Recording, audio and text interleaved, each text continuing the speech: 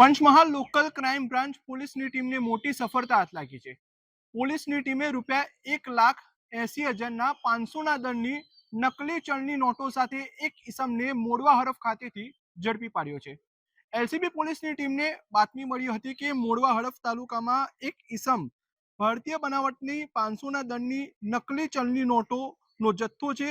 તે બાતમીના આધારે પોલીસની ટીમે તાજપુરી વંદેલી ગામ તરફ જવાના સિંગલ પટ્ટીના રોડ ઉપર આવેલ ભાતીજી મહારાજના મંદિર પાસેથી ભારતીય બનાવટની ₹500ના દરની નકલી ચલણી નોટો નંગ 361ના મુદ્દામાલ એટલે કુલ મુદ્દામાલ 1,80,500ના મુદ્દામાલ સાથે પોલીસે એક આરોપીની ધરપકડ કરી છે।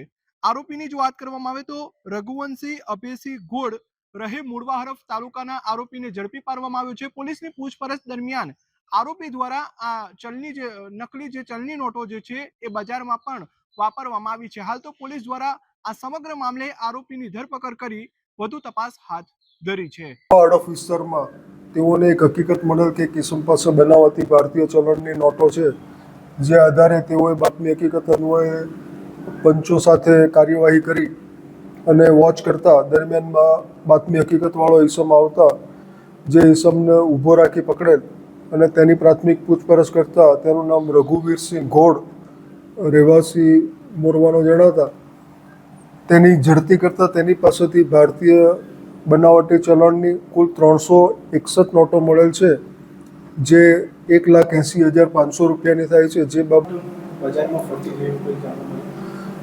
સદર ઈસમને અત્યારે પ્રાથમિક પૂછપરછમાં કેટલીક નોટો એણે વાપરેલ હોવાનું જણાવેલ છે, પણ તપાસમાં આગળની હકીકત ખુલે તેવી શક્યતા છે।